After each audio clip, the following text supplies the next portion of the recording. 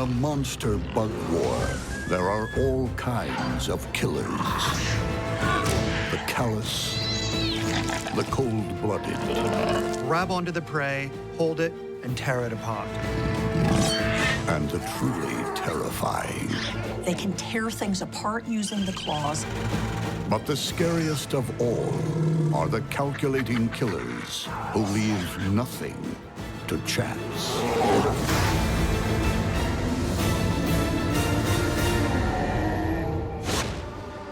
Every day, billions of bugs fight millions of individual battles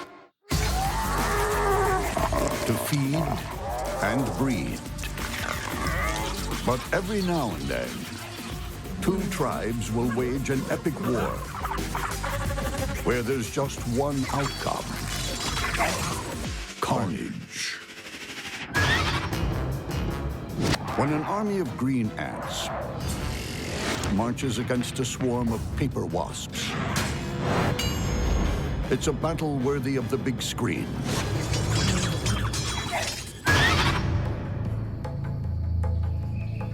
Above the ground, a high-rise militia goes through its maneuvers. Its headquarters is a leafy bunker, home not to generals, but to green ant larvae, who could one day become soldiers in an ever-expanding army. Green ant colonies are generally spread around a dozen trees that might contain up to 150 nests, with 100,000 to 500,000 ants total, all of which will risk life and limb to protect the colony. Every one of these workers comes equipped with weapons of war, serrated mandibles that cut and crush. As in all ant societies, male drones stay at home, leaving this army of sterile females to forage for food. But at the first sign of war, chemicals called pheromones are sent out. Foragers become green grunts, and more move into the kill zone.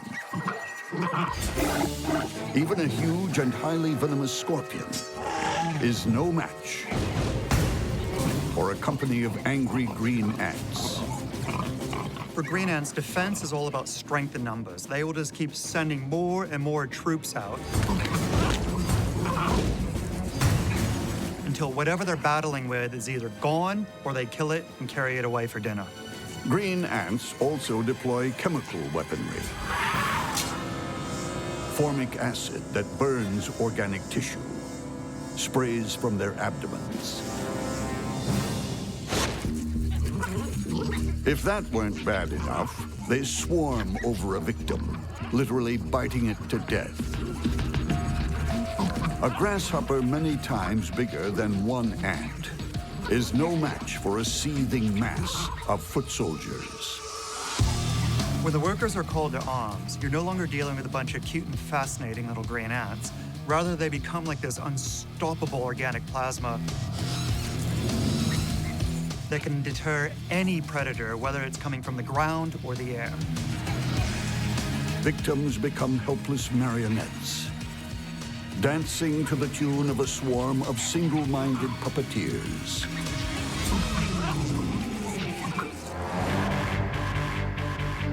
Below this treetop bunker, with its elite soldiers, another force has moved in. A colony of paper wasps.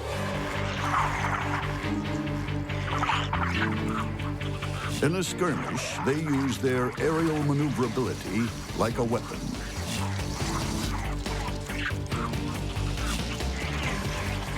Paper wasps don't fly fast, but they hover with intent, like attack helicopters, waiting to strike and feed. Paper wasps are really important because they kill so many pest species of caterpillars. The adults are active for anywhere from 2 weeks to maybe 3 weeks. They spend all of their time going out and foraging to kill the caterpillars. Like the ants, most of the wasp foraging force are sterile females, with heavy artillery at the front and some big guns at the rear. Unlike bees that can only sting once, these wasps can sting repeatedly. But paper wasps don't rely just on firepower. They have tactical coordination down to a fine art. Wasps are actually really smart.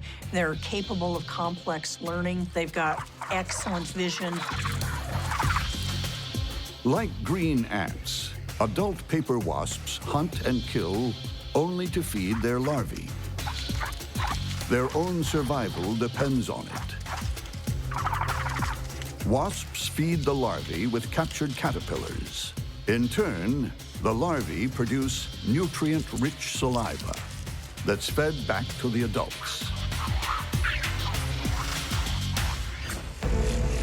Life goes on in the paper wasp nest and the green ant colony.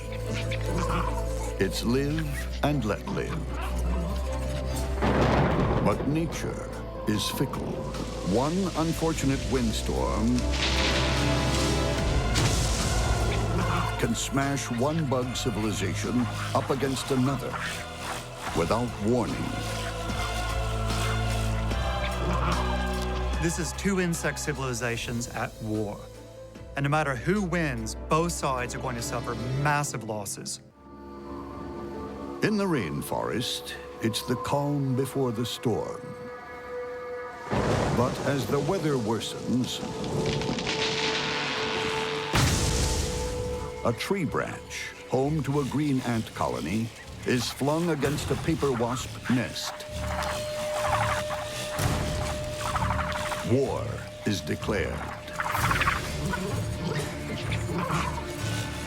Wasps mobilize their airborne troops. Gangs of green ants swarm over individual wasps. Green ants have a major tactical advantage here because they can team up very efficiently against an individual wasp, but the wasps can't work together against an individual ant. The ants lay pheromone trails and shake their bodies to communicate and coordinate their attack. Without the ants' superior teamwork, the wasps are at a disadvantage. But one-on-one, a larger wasp overpowers a single ant. Some are thrown to the ground, others killed instantly. But in ant battle tactics, strength lies in numbers. Individual wasps are pinned down, sprayed with formic acid, and bitten ferociously. Alone, they have no answer to a combined attack. The wasps are so much larger than the ants, and they're not cooperating the same way. They're all actively defending the area, but the ants are able to gang up and pull on different legs, so an individual wasp may have multiple ants attacking it.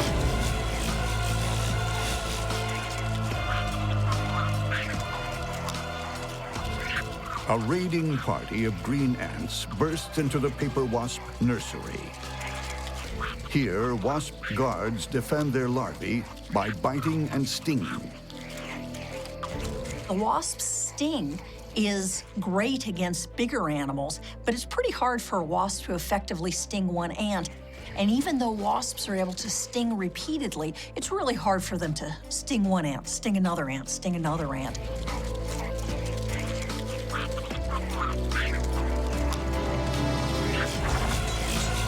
The green ants may have the upper hand, but now the wasps retaliate. Mounting a concerted airborne attack, they breach the ants' headquarters.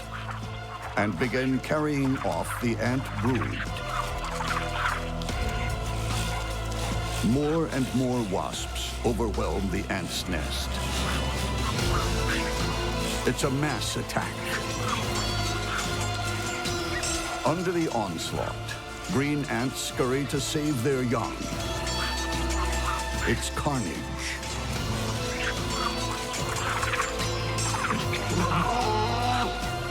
The battlefield is littered with the wounded, the dying, and the dead. All either colony can do is pick up the pieces and start over again. The wasps' superior airborne maneuverability and their preemptive strike on the ant's nest tips the balance. They overcome their assailants, but at enormous cost.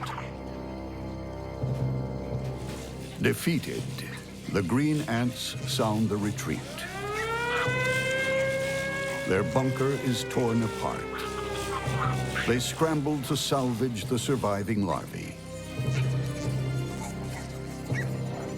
In a bug war of this magnitude, the refugees have no choice but to escape with their young, to start a new life in another part of the forest.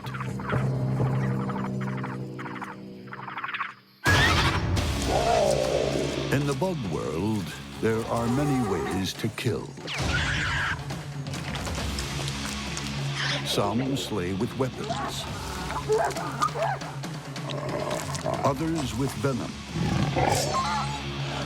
But the deadliest of all may be the bugs with brains. When a Portia spider takes on a long-jawed orb weaver,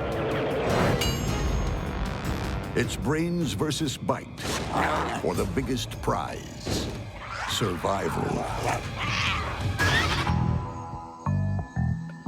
In the rainforest, hunters don't come any smarter than this. A flair for strategy. A master of disguise. The name is Spider. Portia Spider, licensed to kill. Portia is a specialist assassin. She prefers other spiders. And her 8 all-seeing eyes can pick them off in all sorts of conditions. The eyes have different functions. The eyes on the side are very attuned to movement. A jumping spider can see 360 degrees. The front huge eyes are essentially recognizing contrast and discriminating distance. Combination of these different eyes, they just have superb vision. Portia is also a mistress of camouflage. Tufts of brown and white hair all over her body, thick brushes on the top of her legs, and thin lower leg segments make her look like forest debris. It's the perfect cover for ambushing prey.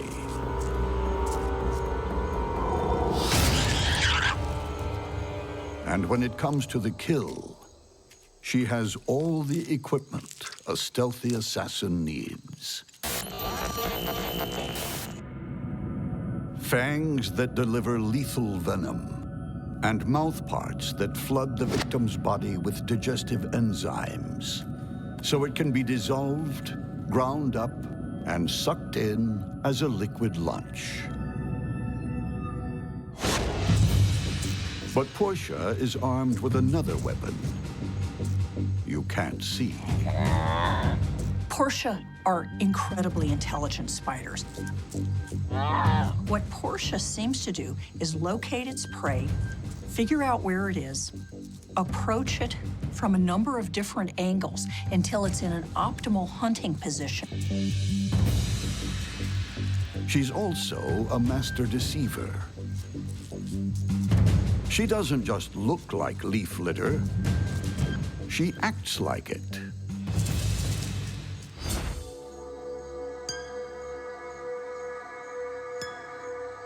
They will pluck on webs that indicate that just a little debris has fallen into the web. And so the spider may come up to the web, try to remove the debris, only to be attacked.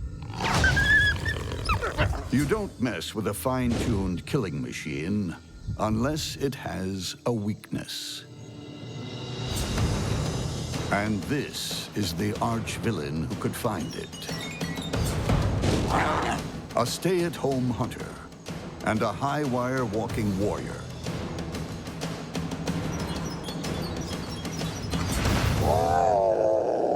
The long-jawed orb weaver. The orb weaver's web is laid out like a circular grid with lines radiating out from the center. The spider will sit in the center, and from there it can get to any point on the web very fast, and those long legs just enhance their speed. The orb weaver lies in wait. A silent ninja poised to strike. Orb weavers have 3 little claws at the end of each leg, and while they're sitting on the web, they're monitoring every little vibration. Each movement means something. A puff of wind, a falling leaf, or what the skillful hunter is really waiting for, a trapped insect. Sensing vibration is far more important to these guys than seeing things. In fact, vision doesn't really play a role at all in their hunting strategy. When this 8-legged ninja strikes, it's lightning quick. But no throwing stars here. Just 2 long, razor-sharp fangs. Perfect for turning prey into shish kebabs.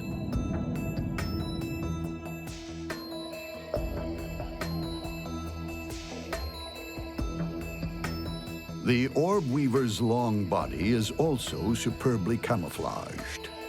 Stretched out in the middle of the web, it could be a stick. The fly obviously thought so.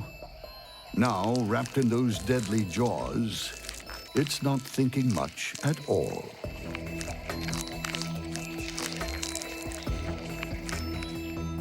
The long-jawed spiked chelicerae effectively perform the same function as the raptorial arms of a mantid.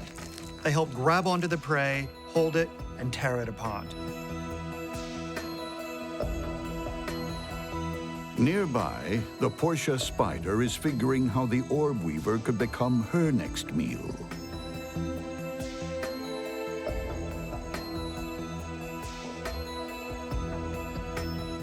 A lethal assassin versus a deadly ninja. Only one will survive.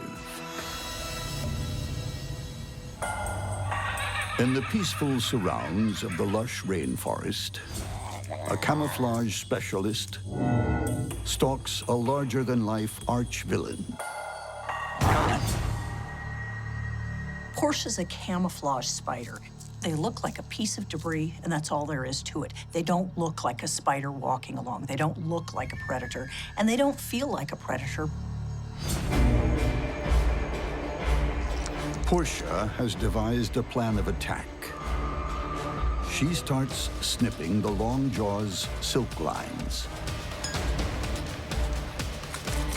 clearing a jumping path for a view to kill. The Portia has done such a good job of tricking the longjaw that it is oblivious to the threat, even as its back to it.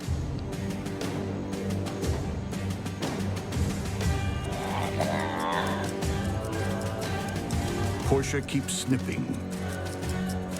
One stray line in the path of her jump, and the diner could become the dinner. With the lines clear, she moves into position.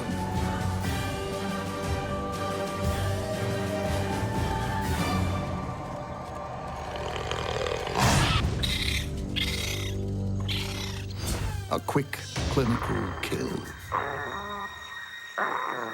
As the venom-filled fangs plunge into the orb weaver's body, what took more than an hour of scheming and preparing is over in a moment. Portia venom is unusually potent, especially to spiders. As the deadly cocktail courses through its body, the long jaw is paralyzed, then eaten. You know, it's no surprise that this Portia won.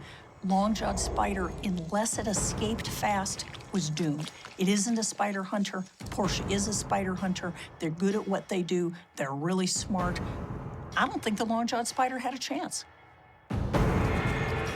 Like a professional assassin, Portia is ruthlessly efficient. And she's already planning her next kill.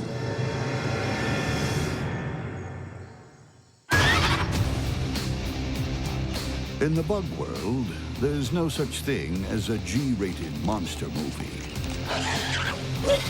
On every blade of grass, on every leaf, on every tree, there's a killer plot just waiting to be played out.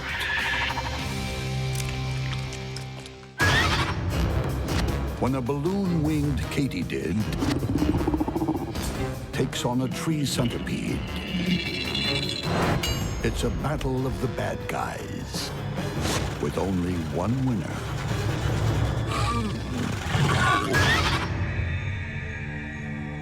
At first glance, it looks like a green leaf, swaying harmlessly in the breeze. But there's nothing harmless about the balloon-winged katydid.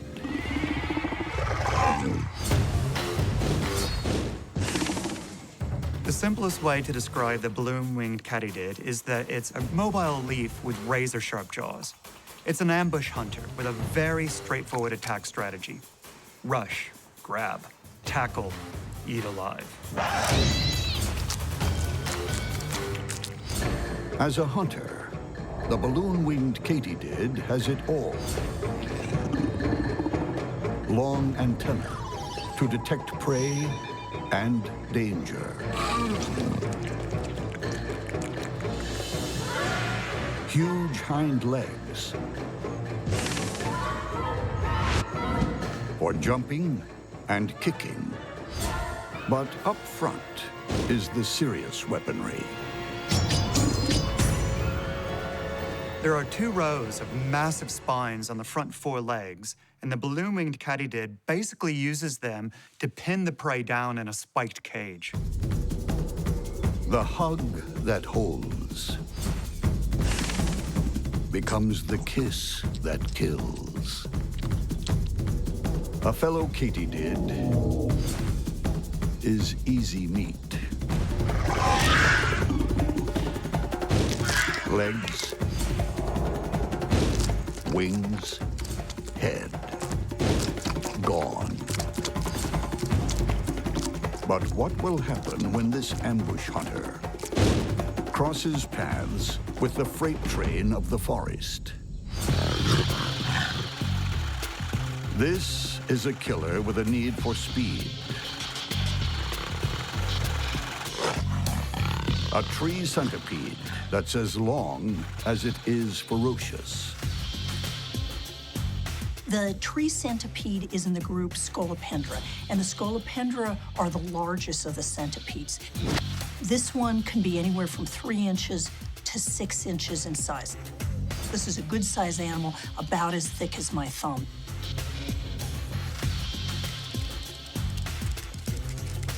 The tree centipede has 21 pairs of pointy legs to grip any surface and any prey. Plus 1 pair of venom claws that plunge into its victims' bodies, injecting fatal neurotoxins. Of all the animals in my lab, it's the centipedes that are the scariest animals because they can just climb all over the place, and they do it fast, and they've got a strong venomous bite. It's a hyperactive carnivore with a big appetite. So a large katydid should be an easy snack. But don't count on it.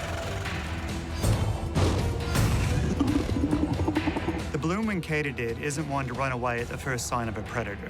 Remember, this is an animal that's used to winning fights.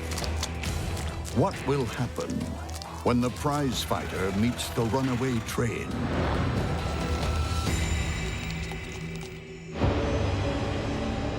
Of all the bugs in this habitat, these are two of the baddest. A lot of katydid species are herbivores or omnivores, but this species specializes in eating other living animals. He'll have a go at anything his own size. A centipede is really not an animal that any other arthropod wants to encounter. Heck, it's an animal that a whole lot of vertebrates wouldn't want to encounter. Tonight, the balloon-winged katydid is out looking for dinner. So is the tree centipede. And it's picked up a katydid's chemical signal.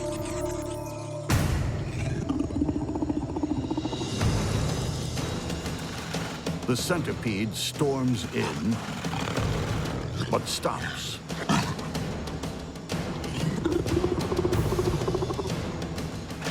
The katydid backs off. It's all the hesitation the tree centipede needs. If it's a large prey item, they will literally wrap around. Their back end is capable of holding on to the prey, so they're both wrapping and grabbing with front and back end. Powerful animal. With one trademark blow from its venom claws, the centipede delivers the knockout. The tree centipede is venomous enough that it has a big effect on essentially anything that it bites, everything from invertebrates to vertebrates. It's a strong, potent venom. The katydid is alive, but helpless. Its savage mandibles and spiky legs are useless. The centipede's powerful jaws now go to work. Ripping, tearing, feeding. Centipedes are voracious predators. By the time she's finished with this katydid, there's nothing left. In Hollywood, the underdog often wins. But when Mother Nature's writing the script, there's usually a sting in the tail.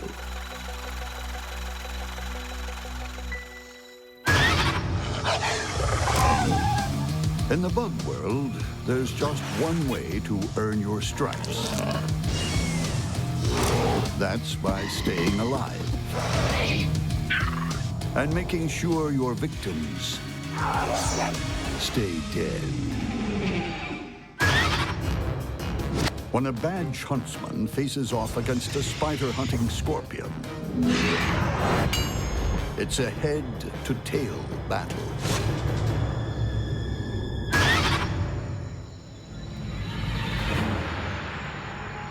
The badge huntsman is a running, climbing master of one-on-one combat.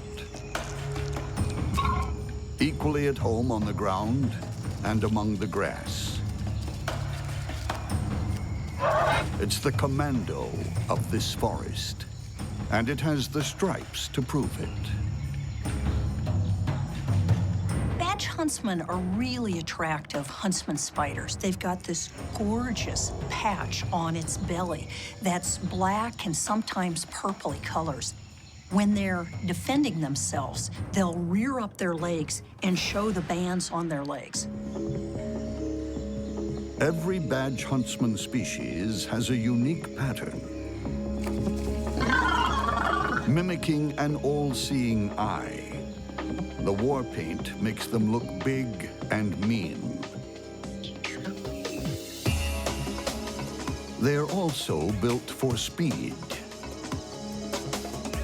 They have essentially rotated their legs from this posture in most of the spiders into a sideways posture.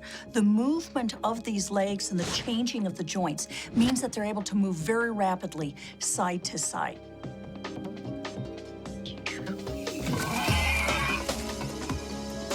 Blindingly quick, badge huntsmen chase down their prey in any part of the forest.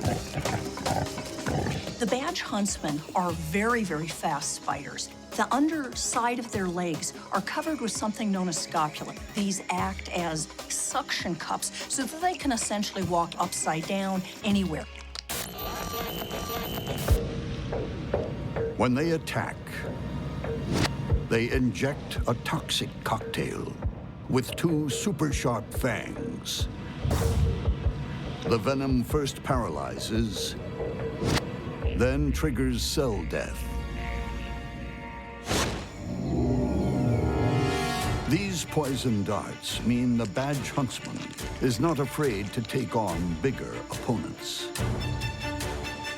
This katydid is about to be toast. Actually, once those digestive juices go to work, it's more like a green smoothie.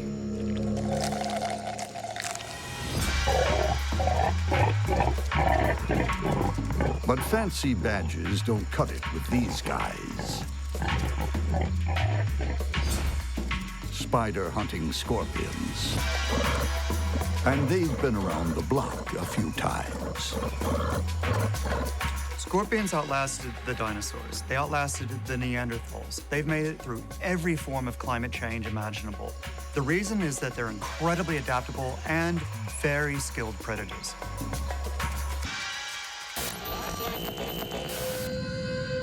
Fast on its feet, a tough armored shell, the spider hunting scorpion is a small, mobile fighter with a long reach. The pinchers are an effective weapon because they're very long. This gives the scorpion a really good reach, making it difficult for another animal to get close without being grabbed and stung. With claws that grab and a stinger that delivers paralyzing venom, it's a stealthy nocturnal hunter, an all-night diner with an appetite for fresh spider.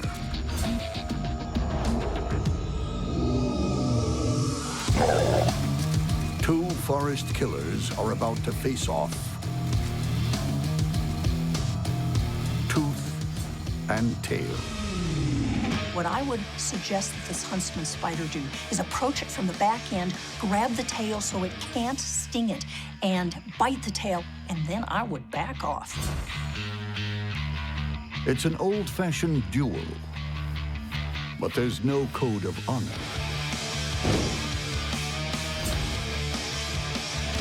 This will be a duel to the death.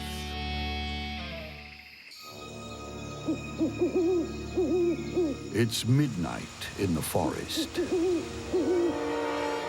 as two killers face off.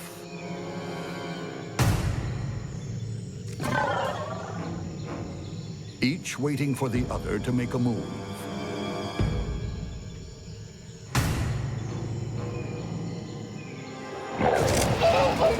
The spider opens with a sidestep, but the scorpion grabs its leg.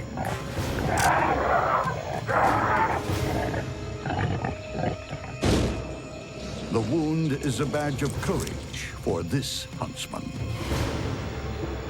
There's a predetermined juncture in most spiders where they're able to lose the legs, and there is a sphincter that closes off so the spider doesn't bleed to death.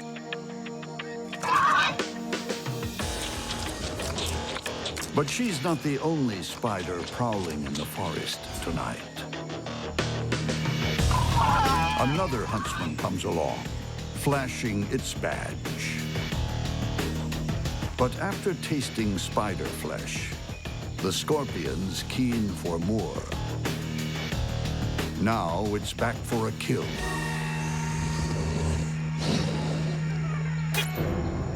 The badge huntsman will attack with lightning speed, and hypodermic fangs.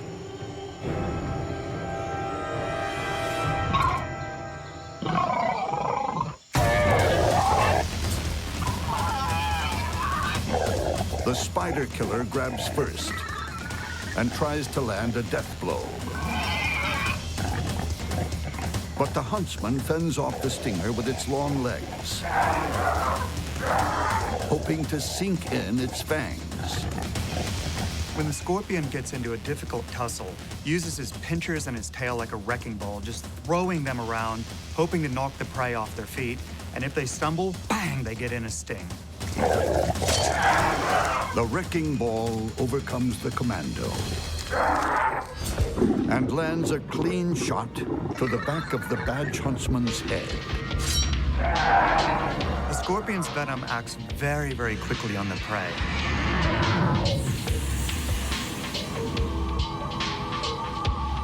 It's like a flow of burning acid through the body. Starts shutting down the vital organs and the nervous system. Once the venom's in the bloodstream, it's good night and don't come back. No need to hurry this meal. Meat always tastes better if it's hung.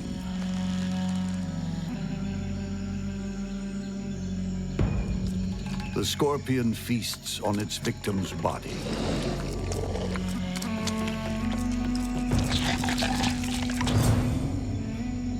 A once proud badge of honor is trash on the forest floor. The animal world teems with monsters that crawl and fiends that fly. But some of the strangest and most savage beasts on the planet do their dirty work underwater.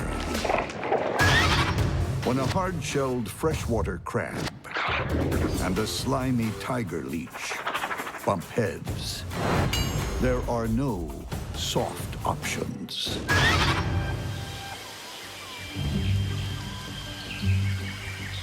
Both creatures live and feed in the same pond. But that's where similarities end. Both have the will and the weaponry to fight to the finish. This pond is simply amazing. It's packed full of life. It has the crabs, it has leeches, it has small freshwater shrimp. It's got fishes, it's got all sorts of insects living in it. It's an entire active ecosystem. And one of the issues with this sort of a gorgeous little ecosystem is that everyone in this pond runs the constant risk of becoming someone else's dinner. The freshwater crab is a shameless scavenger, feeding on the recently dead or anything too weak to fight.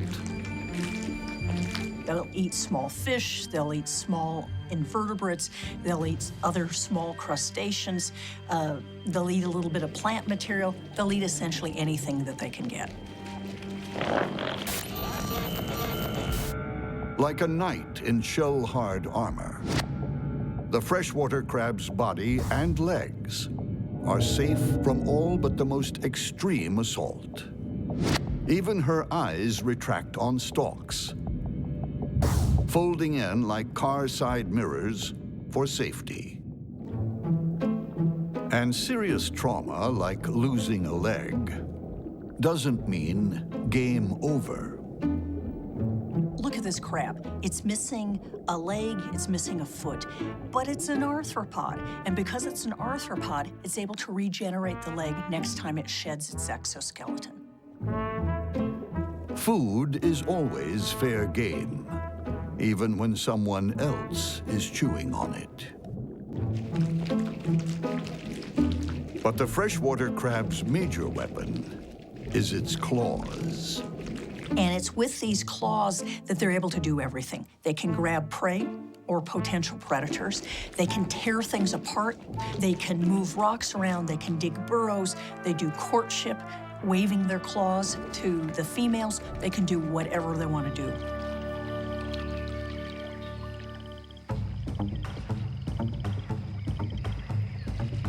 When it comes to defense, crabs are the tanks of the underwater world.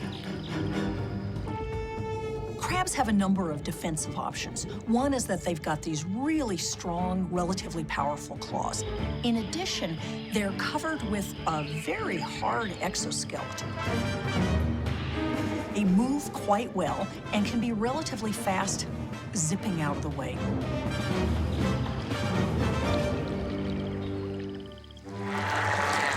Sharing the freshwater pond is a devastating opponent. The tiger leech. It doesn't feed on the dead. It sucks life from the living. The tiger leech is an aquatic vampire that actively seeks out its victims. But instead of using fangs, it has 3 jaws that it makes a Y-shaped incision and then sucks the life out of them. The leech breathes through the walls of its body by means of gas exchange, so as long as the water is well oxygenated, it can stay submerged for as long as it likes. These guys are very capable swimmers. They're like an eel crossed with a slinky, and once they latch on, the anaconda in them comes out. They really are little monsters. Tiger leeches are relentless. The posterior sucker attaches to their victims with an almost unbreakable grip. Up at the head, the anterior sucker does the real damage. It's all mouth, with tiny razor-sharp jaws. Once they bite a prey, they hold on with a combination of suction and mucus. They also inject an anti-clotting enzyme to keep the wound from closing up and slowing down their feeding. Contrary to popular belief, not all leeches are bloodsuckers. Some extract a whole range of bodily fluids. Leeches can ingest several times their body weight while feeding off another creature. While this might not be dangerous for a larger animal, for a smaller one, this is lethal, but slow enough that they're fully aware of what's going on. If an opponent goes on the attack, the tiger leech has a truly bizarre way of defending itself. The tiger leech's best defense is its slime. Its body is actually very difficult for another creature to get a hold of because the mucus it extrudes makes it a very slippery customer. That's bad news for the tiny freshwater crab. But it does have the weapons to fight back. Tiger leeches are a tough competitor for these crabs. The leeches are strong and muscular. They're kind of slimy. They're able to move around pretty well. However, if the crab is able to grab it with its claw, it's perfectly capable of cutting it in half. The problem is that the leeches are relatively hard to grab. This is a soft, squishy creature versus a well-armed, hard-shelled animal. I think the leech is quite capable of bringing the crab down without getting cut to pieces by the claws. When a flesh-sucking leech fights a sharp-clawed crab, one is destined for Davy Jones' locker.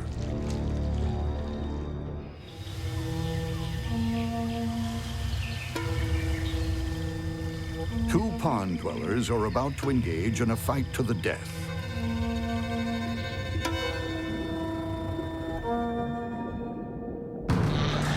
One is a flesh-sucking leech, and the other, a hard-shelled crab. The crab shell is tough, but the leech's jaws and teeth can cut through it like a diamond-tipped saw. That's if the crab doesn't cut the leech in two.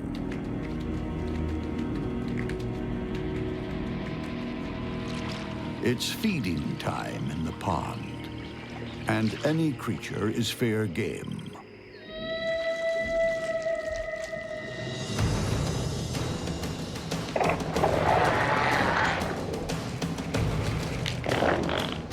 The crab backs off. But the leech is back.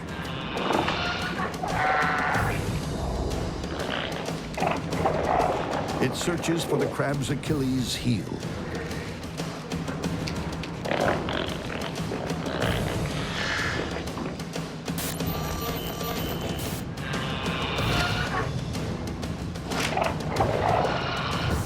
And finally finds access to the soft flesh.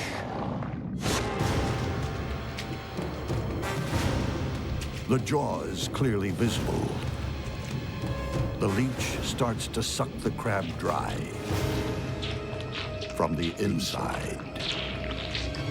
This is bad news. The crab is able to defend itself really well in the front of its body, but behind, it can't get its pinchers. It can't get its legs behind it. And if that's bad news, there's worse to come. Leeches have chemosensory organs, and they've detected a crab in trouble. The scent of the crab's blood in the water is like a homing beacon for the pond's other leeches. They're gonna do everything they can to join the party, and the more that are on board, the less chance the crab has of fighting free. Another tiger leech joins the feeding frenzy. It latches on. The crab grabs with its claws, but the leech is covered with slimy mucus and slips out of the crab's grasp. The claws have dispensed with one leech, but now they're gummed with slime. Undisturbed, the remaining leech sucks the life out of the crab. When the tiger leech drilled through the crab's carapace, the crab began losing all its fluids. Emptied of its body fluids, the crab draws its last breath and is consigned to a watery grave.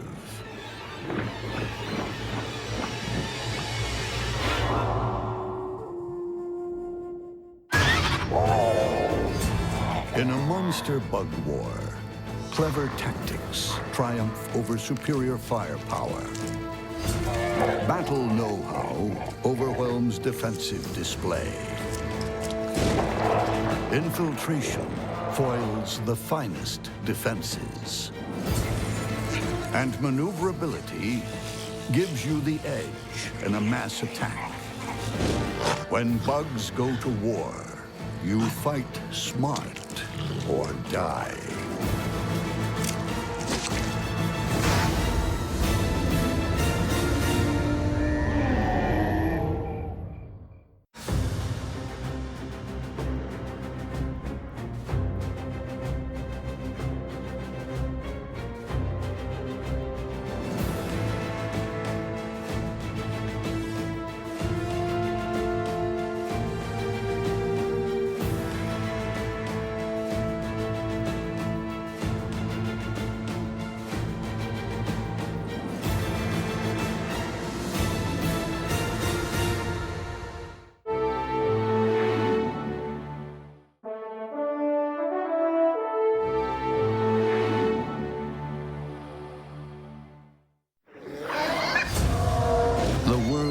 Monster bugs is a war zone.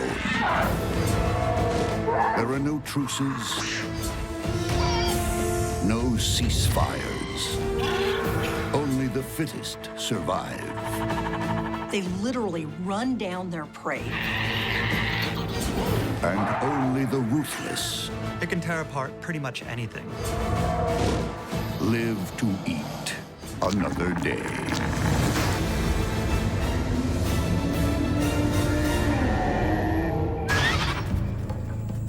In the monster bug world, there's nothing more unsettling than silence. Knowing that something unheard and unseen is patiently awaiting its chance to kill you. What happens when an ogre-faced spider sets a trap for an assassin bug? It's the skill of one forest ninja versus the stealth of another. In mythology, the ogre is a terrifying monster. Cruel, brutal, and hideous. But in the bug world, this monster is no myth. Ogre-faced spiders are about as neat as spiders come. Their middle posterior eyes, so their posterior median eyes, are huge. Most spiders have 8 eyes, but poor vision. The ogre-faced spider has military-grade optics that turn night into day. They're outstanding at collecting light at night so that they see very, very well in darkness. Their vision at night is far better than cats and better than owls. That's extremely bad news for passing prey. But even more astonishing is the ogre-face's weaponry. What these spiders do that is absolutely unique in the animal kingdom is they build a very, very specialized web. Hanging from a threadbare silk scaffold, the ogre-faced spider starts weaving a weapon. An expandable net that traps the unsuspecting in the blink of an eye.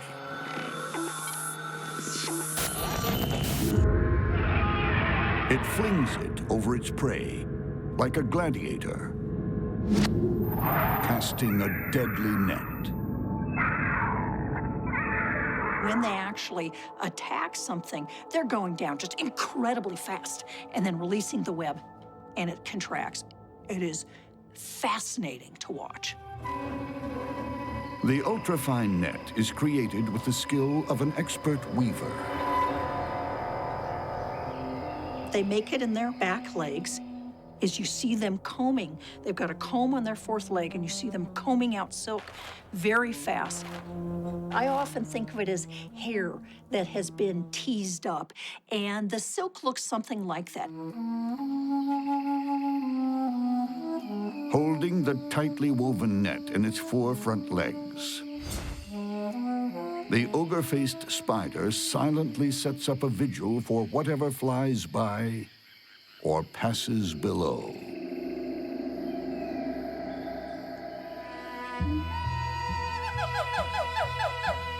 Equally fascinating, every bit as silent and deadly,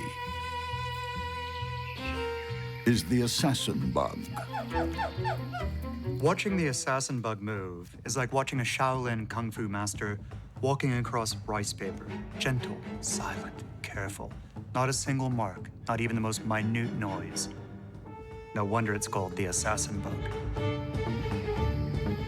Its weapon of choice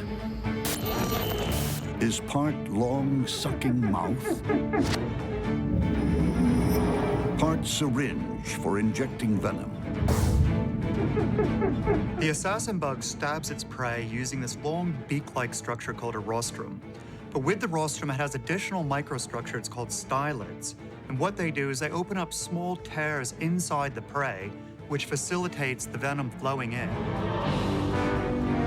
The assassin bug feeds on any insect it can catch. It's even been known to skewer bats and humans. But it doesn't rely just on its rostrum.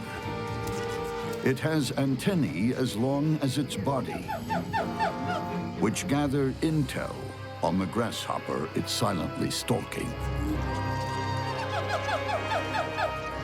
It also plays smart. It imitates a wafting breeze. The assassin bug is being very clever here. As it gets quite close to the prey, it makes its footsteps bouncy and irregular, creating the kind of normal environmental background noise produced by a breeze. And then, with its prey within reach, it does something very odd for a master stalker. It reaches out with an antenna. Assassin bugs have a peculiar habit of using their antenna to gently tap their prey a few times before stabbing them. It's a poorly understood phenomenon. We don't know if it's to confuse the prey or even somehow to hypnotize them, but this is what they do. Whatever the reason, it works. The prey doesn't suspect a thing. Then it struck.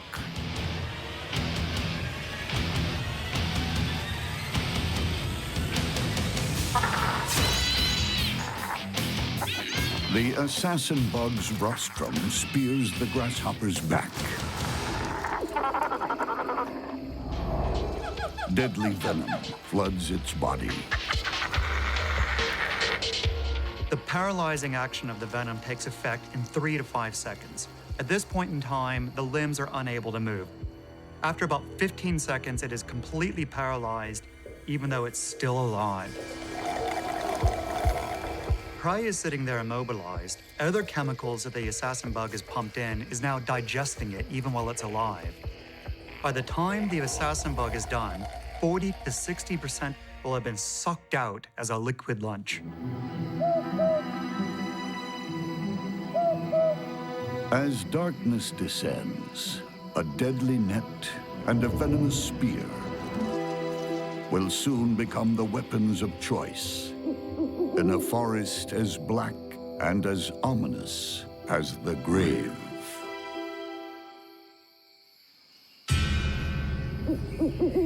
Two Bug World gladiators are about to do battle. One armed with a spear that pierces flesh with ease, and the other with a fast-release net that can finish a fight before it begins.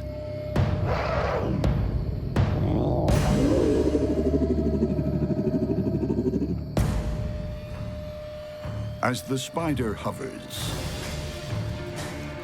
the assassin bug closes in, moving ever so slowly, from leaf to branch. The two deadly foes converge in the darkness. The assassin bug needs to get past the net to strike a blow. It tugs on the web, but a foot gets caught.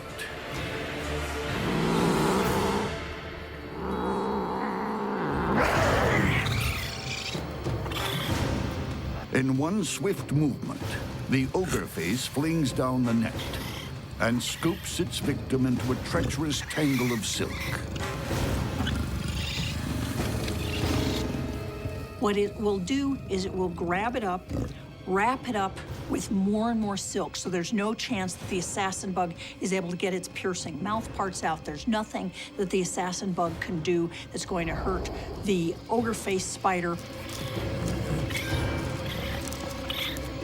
The ogre wraps quickly while keeping her distance. The assassin bug stretches its legs to break free of the death shroud. It's too late. With the deadly rostrum safely encased in silk, the ogre face moves in for the kill. The would-be assassin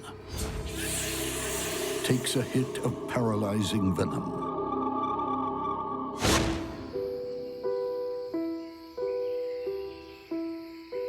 Death is seconds away. But the ogre-faced spider ignores the formalities.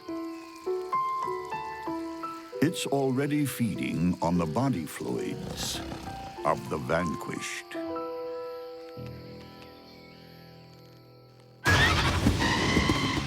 In the world of carnivorous bugs, murder is a way of life. If you want your meat fresh, you're forced to kill. But some bugs take hunting to new levels. What happens when a bulldog raspy cricket and a whistling tarantula come to blows? There are no holds barred. If you're an insect, you enter the grassy bushland of the bulldog raspy cricket at your peril. It's the stormtrooper of the bug world. Compared to the raspy cricket, other crickets are pushovers. These guys are just nasty. Bulldog raspy crickets are very fierce fighters. They launch themselves at the prey with the aim of just cutting it to pieces. The raspy cricket is built to kill. Two massive compound eyes, heavily armored thorax, front legs bristling with deadly spines, and mandibles that cut through prey like a chainsaw. The raspy cricket's mandibles are just plain deadly. It can tear apart pretty much anything. Snip, off comes the leg. Snip, off comes the head. Raspy crickets are also super mobile. They'll go anywhere, anytime. Raspy crickets are very tough to escape from. Not only are they great jumpers, but they're great climbers, they're fast on their feet, and they can fly. And they never back down. Once you're in a raspy cricket's sights, it's locked on to kill. The antennae are very long. They use them both to pick up the scent of the prey, but also physically to tell them what's nearby. And the second one makes contact, this cricket launches and starts biting and tearing it apart. The cricket's massive sickle-shaped mandibles chomp through its victim. Every body part is on the menu. Abdomen, leg, wings. The bulldog raspy cricket is the consummate killer. But it doesn't have the killing fields to itself. Nearby, there's a menacing murderess. A tarantula. Not someone you choose for your babysitter. Known as whistling tarantulas. This is caused when they rub their mouth parts, causing kind of a rattly, hissy sound, which makes them seem more frightening. The terrifying death rattle is backed up by two monstrous fangs. Tarantulas have fangs that strike downward. These fangs are really quite large, as much as 1/3 of an inch long, which is on the order of a number of different snakes. And so this is enough to do real damage. She's highly attuned to passing prey. She doesn't hear them coming. She doesn't have ears. What she does have is hundreds of sensory hairs that pick up vibrations in the air.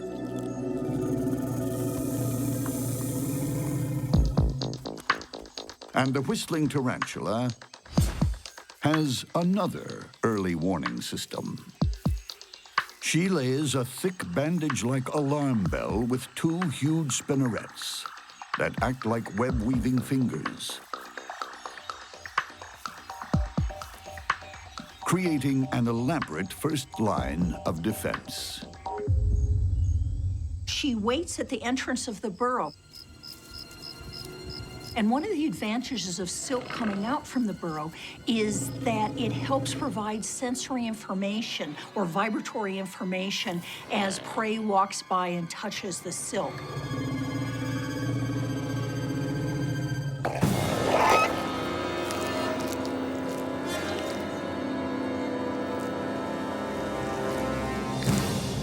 This regular cricket was easy meat.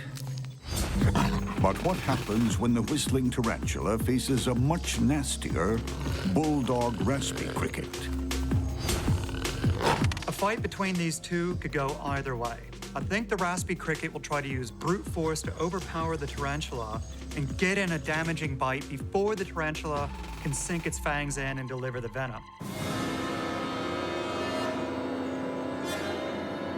Some in the bug world don't kill to live. They live to kill. They don't just attack, they annihilate. The whistling tarantula is a murderess. Armed to the teeth with dagger-like fangs that spear through her prey like a knife through butter. It's got big fangs, it's got big legs, it's got hairs so that it's able to climb essentially anywhere, and it's a big, aggressive spider. Her mortal foe, a nasty neighbor. The bulldog raspy cricket is also packing serious heat. Spiked legs, deadly jaws, and a bad attitude. It often holds true in the bug world that attack is the best form of defense. So while the raspy cricket chows down on its latest kill, the murderess launches a surprise attack.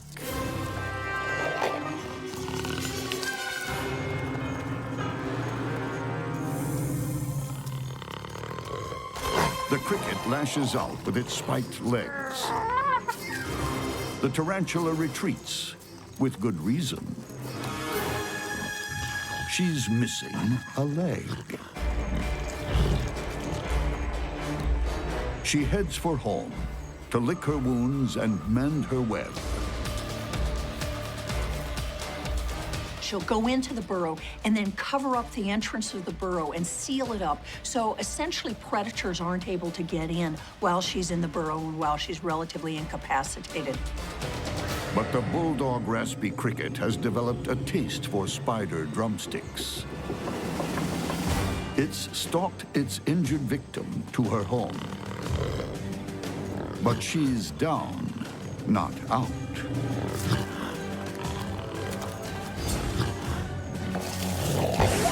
A massive body kick sends the killer cricket reeling. But the cricket is nobody's football. Each combatant has scored a blow. Now it's really on. One of them is going to die. If that raspy cricket gets its strong jaws onto the soft-bodied tarantula, the tarantula is absolutely done for. So it's really a battle of timing and speed here. The stormtrooper is back, madder than ever. It flushes the tarantula from her burrow. She makes a break for it. But the raspy cricket's mandibles shear through the tarantula like colossal bolt cutters. Once they start biting the prey, they sit cross-legged with their arms locked together, forming a spiked cage that the prey has little chance of escaping from. The murderess has met her match. She's not just eaten. She's torn apart.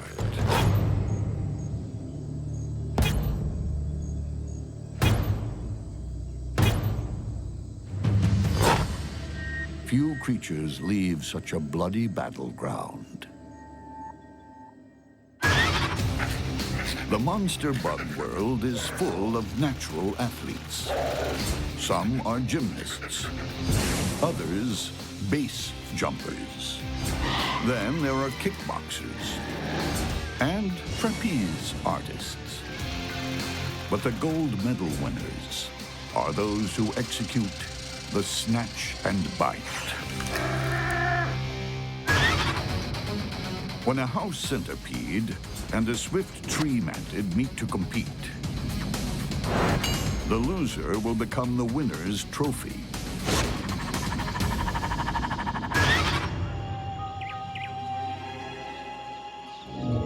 This is a house centipede. A lean, mean killer with just 3 speeds: stopped, fast, and faster. With 30 legs to propel itself, it's the bug equivalent of an Olympic track and field team rolled into one. The front legs are relatively short, the hind legs are relatively long, so the legs don't trip over one another as they're running this fast. When the house centipede feels the need for speed, it covers up to 16.5 inches of ground every second. That's like a human sprinting at 42 miles per hour. It's a unique design where even a couple of spare limbs are put to good use. The centipede has venom claws. These are evolutionarily modified front legs that are sickle-shaped organs that are extremely flexible and are able to inject venom into the prey, plus help tear it apart. But deadly venom and lethal speed are useless unless you can see where you're going. These centipedes have huge compound eyes. It's clear that they're using vision to track their prey, and this might be related to the speed at which they're chasing. This cockroach would do well to run for its life. But you can't outrun a gold medal sprinter.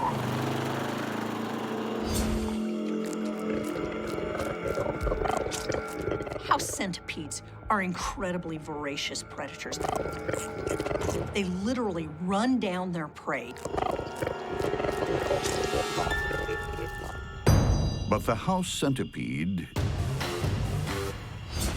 isn't the only speedy, sharp-eyed predator patrolling the rainforest arena.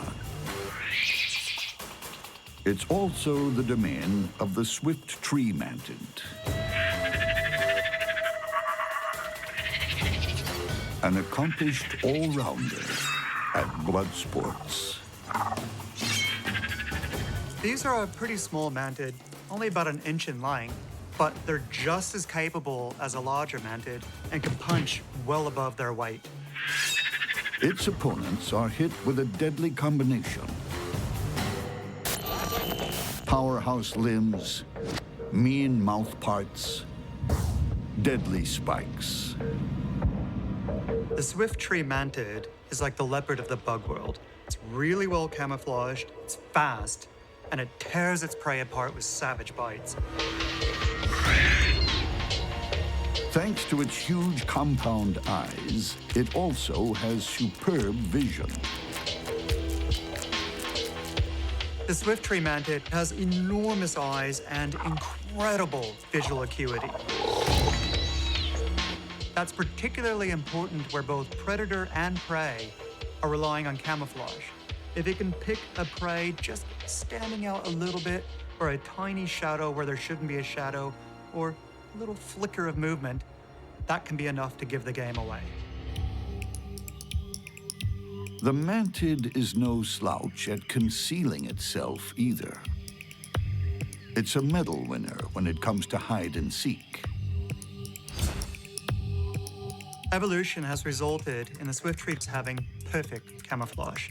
Imagine it's like a special forces soldier having a camo suit that allows them to match perfectly the bark that they're on. So just by standing still, they disappear. And if their camouflage ever lets them down, they're super fast out of the starting blocks. With all the confidence in the world, they leave just about any predator in their wake. The swift tree mantid is extremely alert and bold. These guys are quite confident to just brazenly stroll around the smooth bark that doesn't offer any nooks or crannies to hide in. That's because they know they can outrun pretty much any predator that comes by. When the swift tree mantid and the house centipede compete for gold, this is winner takes all. Deep in the rainforest arena, two cold-blooded killers are about to slug it out for the gold medal in combined blood sports.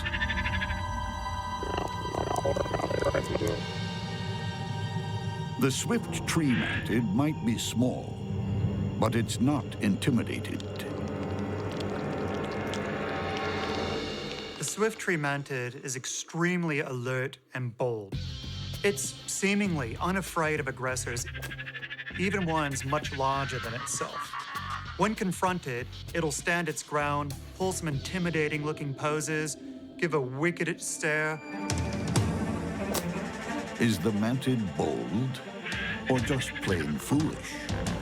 Its opponent, the house centipede, isn't backing down either.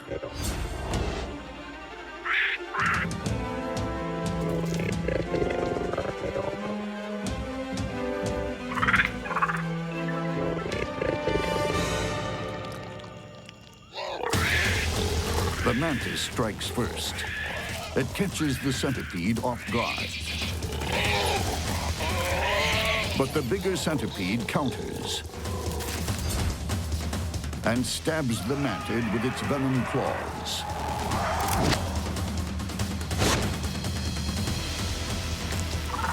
Then starts ripping its victim apart while it's still alive.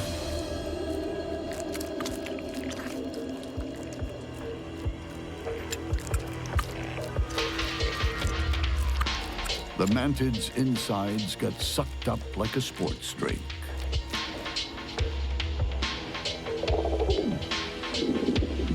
In the bug world, there's only room for one on the winner's podium.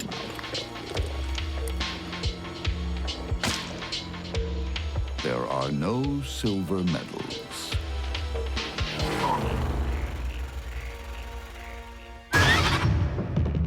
When bugs go to war, there are no rules, no sense of fair play, and no concept of picking on someone your own size. When a marbled scorpion takes on a trap-jaw ant, size will matter. But will bigger be better?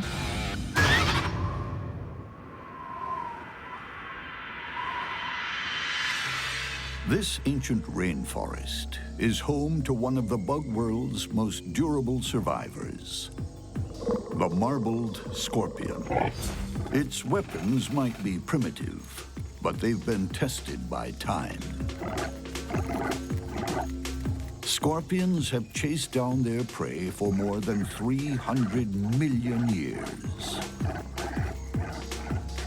They're really evolutionary survivors in that they are effective predators that know how to get the job done. The scorpion's tools of the trade are an ostentatious display of murderous intent. Anything but concealed weapons. Scorpions have two main weapons. They have their pinchers, where they're able to grab prey, hold it, and tear it apart. In addition, they have the tail with a venomous stinger at the end. So they're able to grab prey, crush it, and sting. Scorpion venom can kill in an instant. But its eyesight is weak. Instead, the scorpion locates its prey with sensory organs that work like high-tech antennae. They've got something that are known as pectines behind their fourth pair of legs on their belly. They act like radar, so they're very sensitive to chemical information, to vibratory information on the ground below them. The marbled scorpion is also very wily.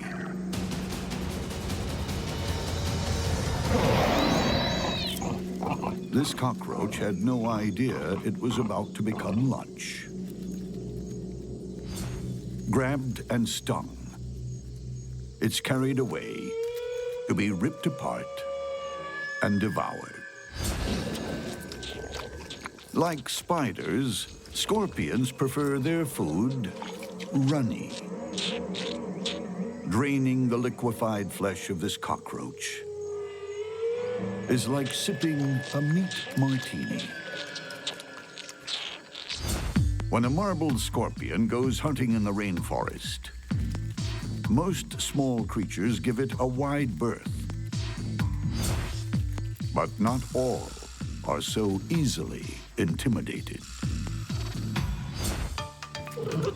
Much smaller in stature and just as determined is the trap-jaw ant. And like the scorpion, it comes armed with two fearsome weapons. One at the front, one at the back. The trap-jaw's sting is very potent, and because they can use it over and over again, they can come in for a first strike, back off, and then just wait for the venom to start to take effect, and then come in for another series of stings to finish the prey off. But the front end is also loaded with a hard-hitting weapon. The trap-jaw mandibles open a full 180 degrees, much like a crossbow, and then it's set, all that force waiting. The minute something touches one of the delicate sensory hairs on the inside, snap shut with incredible force. The peak force is equal to 300 times the ant's body weight, and the speed is astonishing.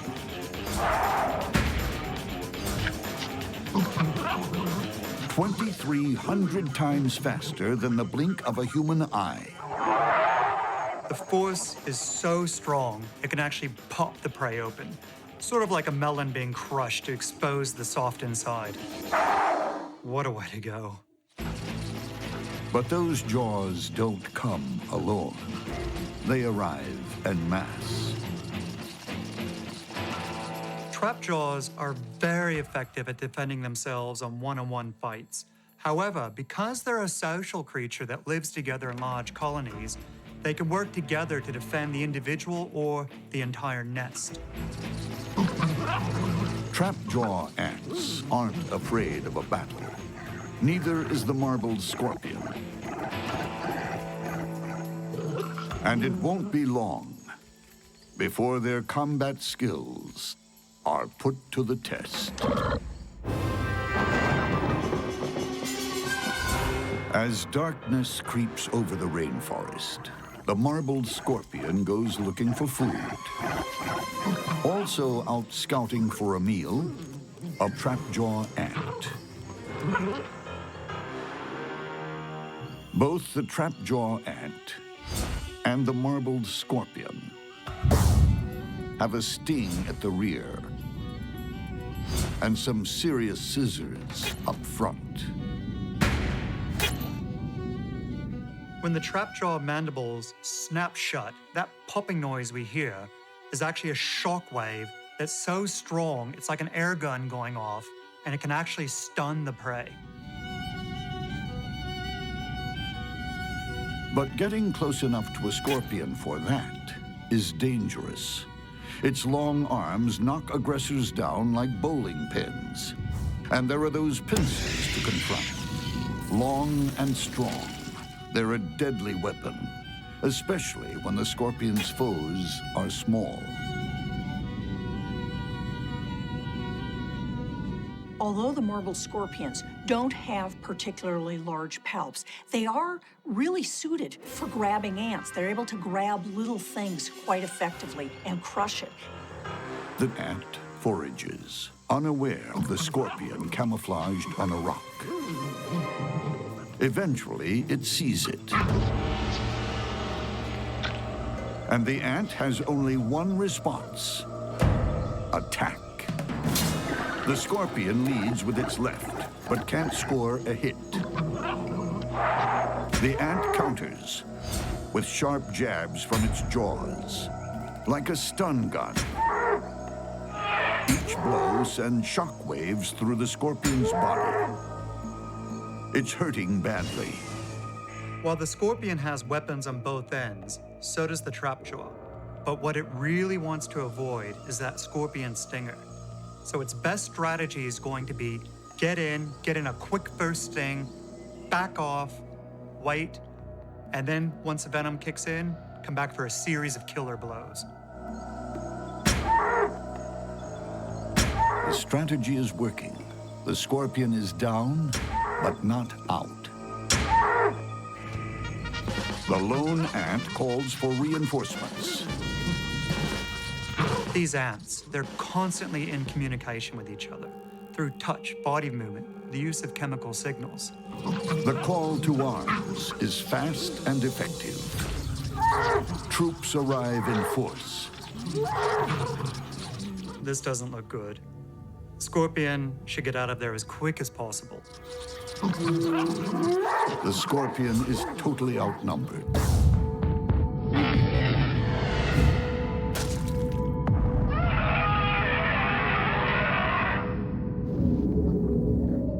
Stingers plunge into its body, all over its limbs. Multiple stings send deadly venom coursing throughout the hapless scorpion's body cavity.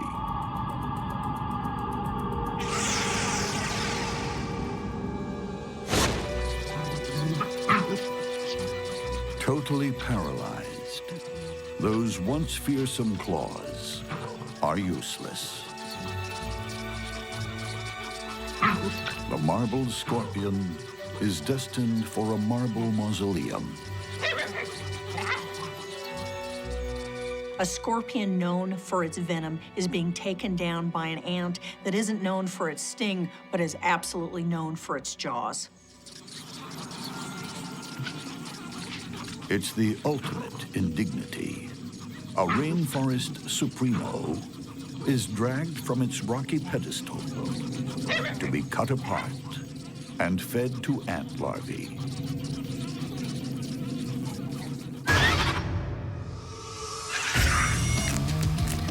In the world of bugs, it's a jungle out there. And there's only one law in this jungle. It's eat or be eaten.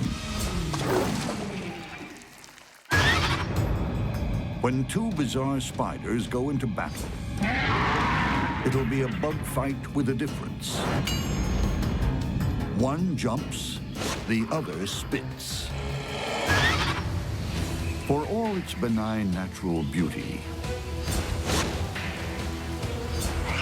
the rainforest harbors some truly odd creatures. The metallic green jumping spider looks like an eight-legged disco dancer. But it's an agile, spring-loaded killer. Jumping spiders typically make the largest leaps to get from one location to another. When they're getting ready to attack, they'll use much smaller leaps so they can aim with absolute precision and get the bite in that perfect spot. The jumping spider might be tiny. From end to end, no more than a thumbnail. What it lacks in size, it makes up for with sheer athletic ability. And it's got something else: brains. Jumping spiders display a level of awareness that is remarkable, far beyond most other spiders or bugs. They're intelligent and inquisitive, but most remarkably, they can adapt their hunting as the situation changes. It has all the animal cunning of a jungle cat. Jumping spiders are sometimes referred to as eight-legged cats, mostly because of their very large eyes, but they're also very feline in their predatory behavior. They'll stalk their prey, they'll circle it, they'll leap onto it and then bring it down with their fangs. In the human world, stalking is a crime. In a bug's world, it's a skill that puts food on the table.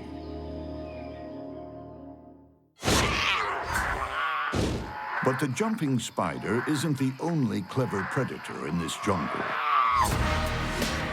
There's a serious rival, the only creature on planet Earth that spits deadly silk from its fangs.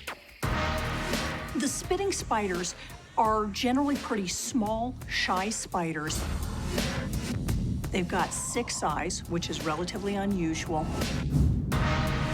And they've got an absolutely unique weapon, and that's the ability to spit silk. They rear up, they start vibrating their fangs, and then ejecting silk out of their fangs. It's really sticky. It contracts and effectively just pins an insect or another spider down to the ground. Most spiders have silk glands in their abdomens, but the spitting spider comes with reinforcements. 2 extra glands in its oversized head. The spitting spiders have modified their venom gland. The front of the venom gland produces venom the same way in other spiders, but the back end is modified so that it's producing a combination of glue and silk. The deadly concoction is about to be unleashed on this unsuspecting cockroach. So fast, the human eye can barely see it. The sticky silk shoots out and pins the cockroach to the bark. It'll come in and sting the prey very rapidly and then back off and wait until the venom actually works on the roach. A cockroach isn't much of a foe. For a spitting spider, it's just food. But it's a different matter when the food can fight back. While the jumping spider might look like it's missed its calling as a disco dancer, this is not a wimp. If it can get into a position to attack the spitting spider, it will. The spitting spider, it depends on if the jumping spider is in the right range and it's able to respond rapidly enough and pin that jumping spider down. In a bug world jungle, 2 pocket-sized predators are on the prowl. One, an expert stalker, able to launch itself at an enemy like a jungle cat. The other, armed with an assault weapon straight from science fiction. Fangs that spit deadly silk with pinpoint accuracy. The spitting spider is able to shoot gluey spit out of its fangs at incredible speeds that rapidly pins down its prey. It's just a matter of time before the predators cross paths and cross swords. Like a leopard, the jumping spider has stalked its victim, silently, relentlessly. It leaps at the spitting spider, but it's off the mark. The jumping spider has made a mistake here. It has lost that advantage of surprise. The spitting spider has all of the advantage. The spitting spider takes a shot. It goes wide, but some of the sticky silk clips the jumping spider's leg.